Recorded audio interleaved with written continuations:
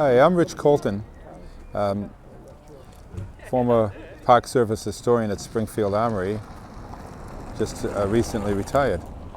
This is the site of Monroe Tavern in Lexington at the commemoration of the April 19, 1775 battle and conflict here that extended throughout most of the day, and they went right by this. Monroe Tavern at the time served as headquarters for the relief expedition that came out from Boston, so that by the late afternoon it could serve as what you might call a reserve and a place of safety for those British soldiers who were retreating in disorder from Concord.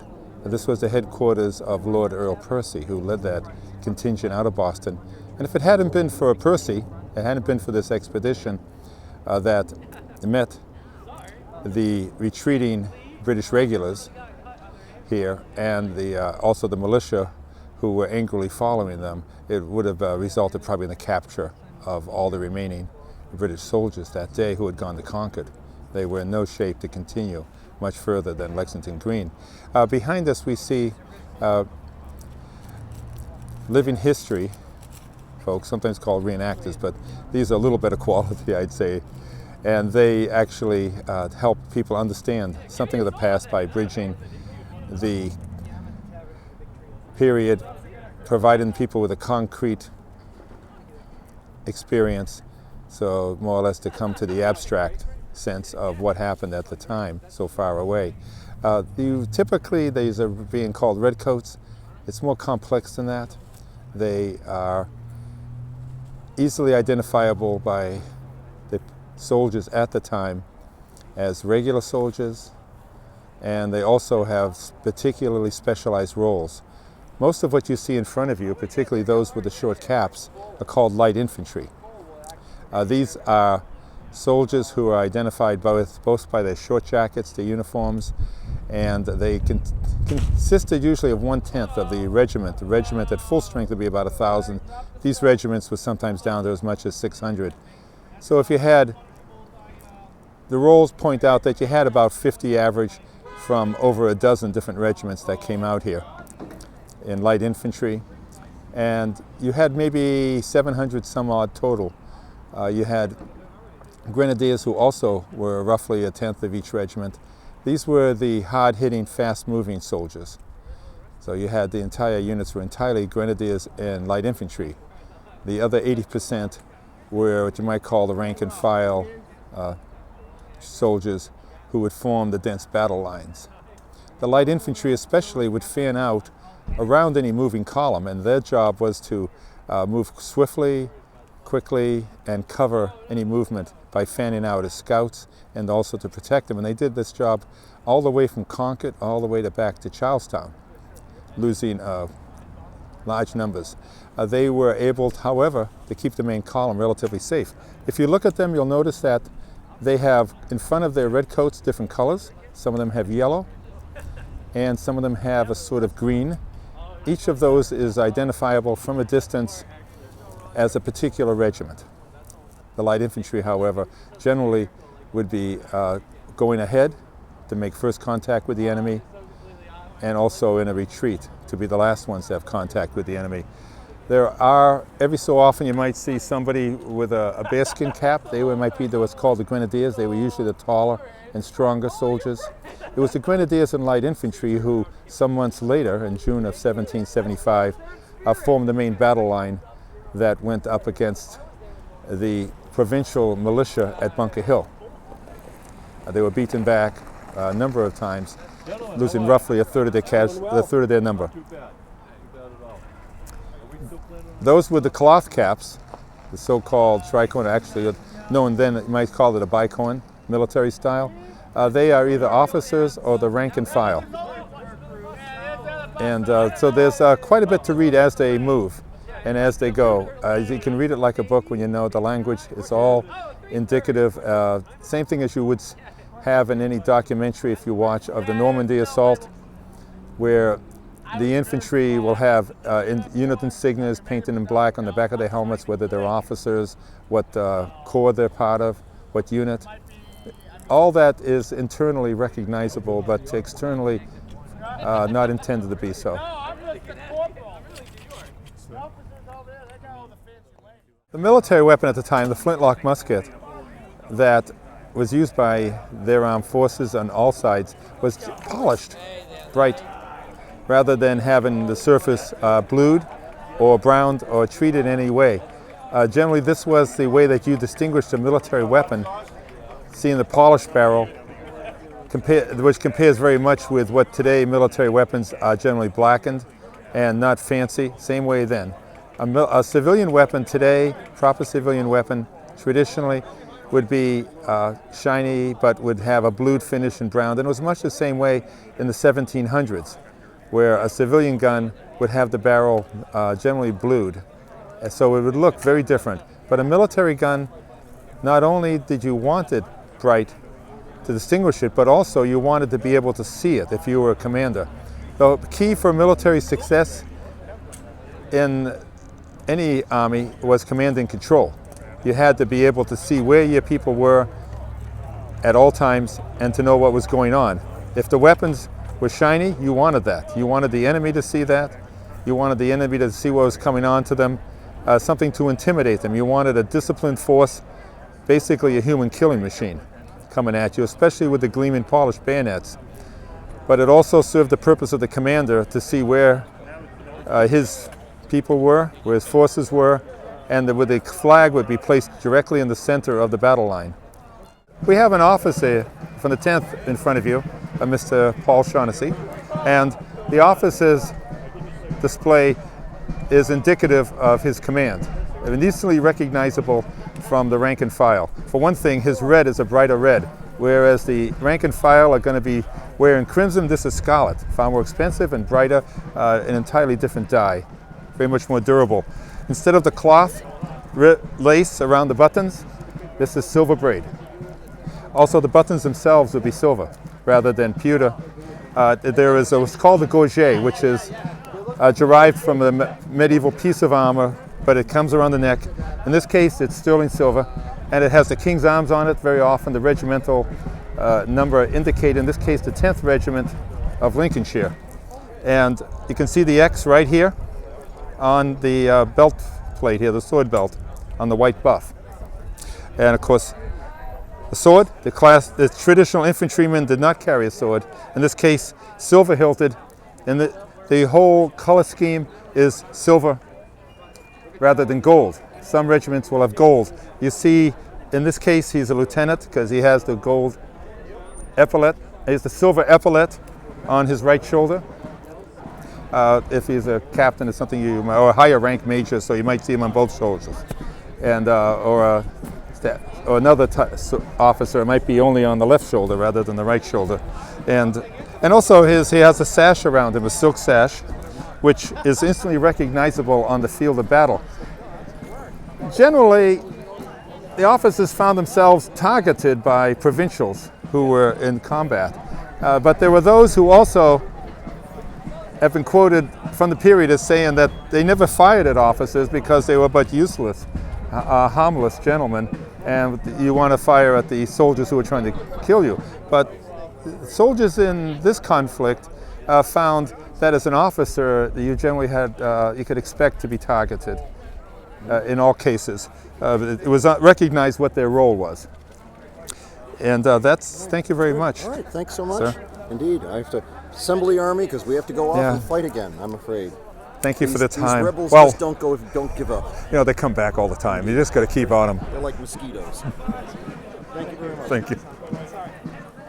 The part of the command and control aspect was the music, which served as for signals. Not only to keep people in step and to move them at a certain pace, but each beat of the drum in a particular style indicated which way to move, when to load your muskets, when to fire them, when to reload, whether to move forward, whether to move to the rear, whether to move to the right or left, and such. This was done because with the drum and the fife, particularly the drum was the only dependable sound that you would hear over the sound of battle. Now these musicians dressed distinctively different from the soldiers. The colors that normally had been on the front of the red coat was now their jackets were made of it. These are 10th Regiment soldiers, and the musicians dressed in yellow coats with red facings and red trim. Just the opposite of the infantry. So they are going to be distinguished on the field of battle from your combatant, although they be considered a combatant. As such, their role will be similar to a radio operator today in an infantry unit and of critical importance. And very often they were boys just coming into the Army, orphans and such, and the Army would become their new home.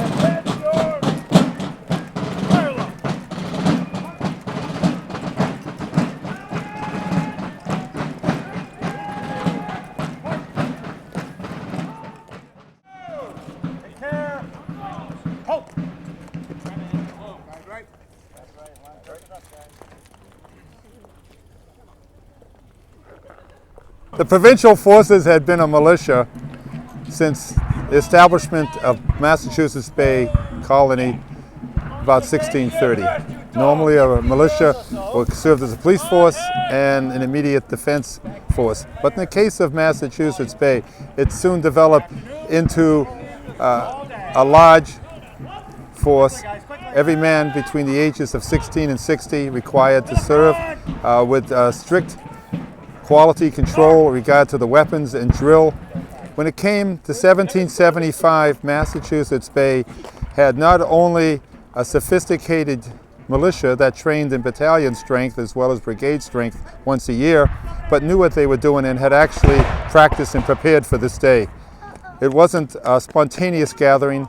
They were new to assemble at certain spots like North Bridge in case of an emergency, and under whose command they would be and what would happen next. As the day proceeded, they stayed according to plan. It wasn't something that they just thought of at the moment, and they acted as essentially a semi-professional force of a great strength, with the result that the British forces were almost annihilated and just made it back to Charlestown and safety. This is called tactical battle reenactment, and it's a particular commemoration of the fighting that occurred through Lexington on the retreat. As a former Park Service career historian, I must point out that at Concord Bridge and the areas that are Minuteman National Historical Park, this is not permitted. They do tactical demonstrations, they call them, and basically it appears that there's conflict, but there really isn't. It isn't anything like this where there's actually face-to-face theatrical demonstrations.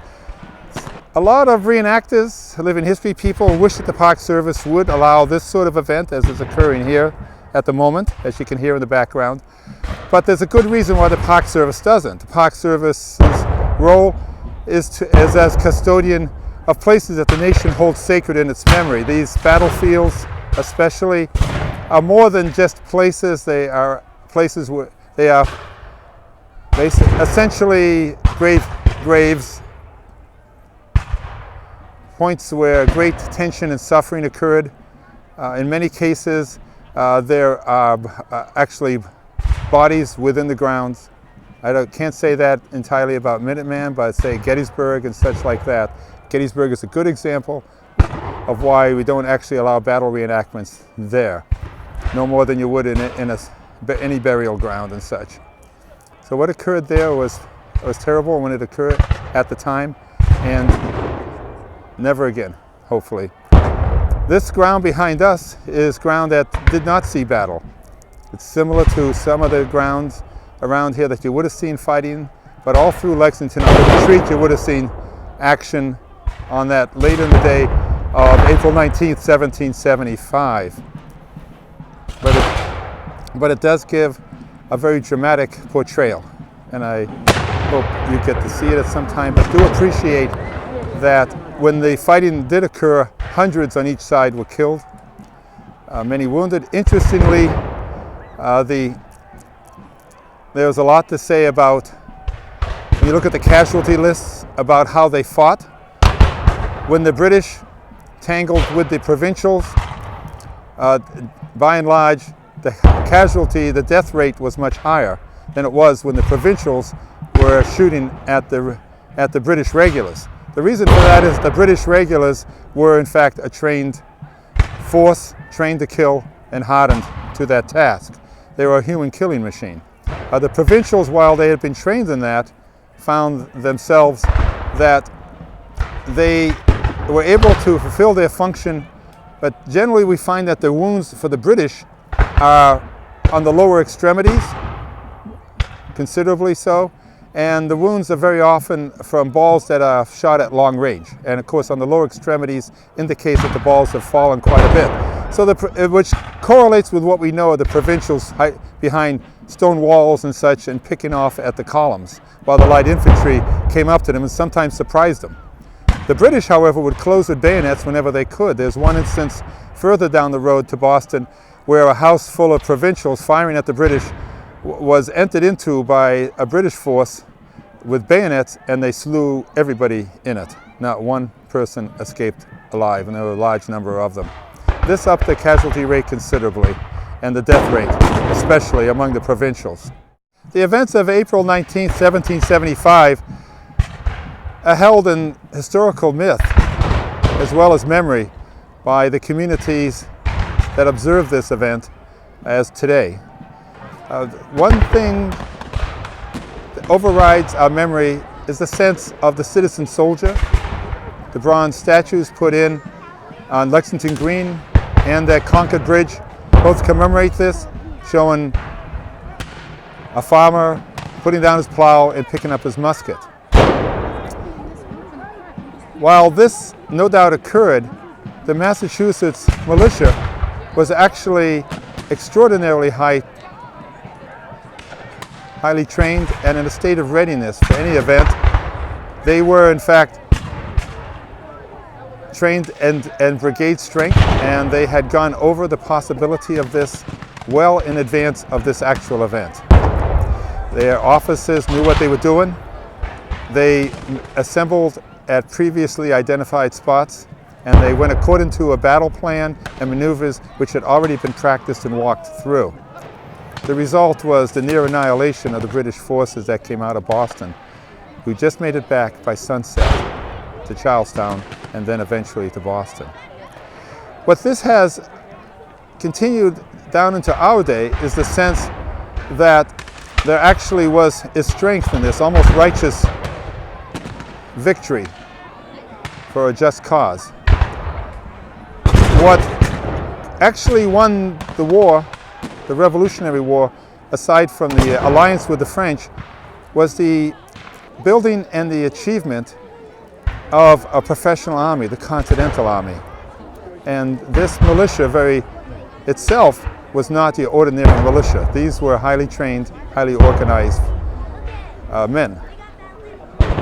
So the myth begins to move toward fighting, toward understanding that if you're going to beat a professional army, particularly one of the strongest in the world, you need to meet it with a professional army.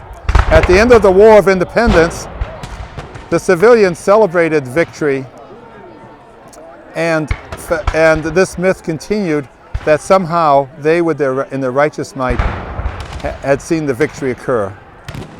And they forgot about the Continental Army. The Continental Army found itself cashiered, forgotten about, not paid, and written out of the history books, and held in very low esteem, and seen as a threat to the democracy, as a standing army. It wasn't until after the War of 1812, when the militia system utterly failed, which the other states contributed to winning that, to at least stabilizing that war so that we weren't what we called the victims of it, that the nation began to appreciate the regular army, because they could see that the regular army, standing army, is what preserved them at Fort McHenry, also at the Battle of Plattsburgh, and such, with the professional Navy. The Navy always being professional, never amateur. Yet this myth persisted into the 1830s, and it finally died with the American Civil War, which saw the end of the militia system. All the militias were federalized, and they were never created again. But even to this day, we still have this sense, which we would like to believe actually happened, was that we all were able to just simply drop what we were doing, pick up our weapons, our muskets, stand together, and beat down this imperial force, when in fact it's far more complex and much more interesting to that than what we think might have occurred and what we hoped might have, in fact. Thank you.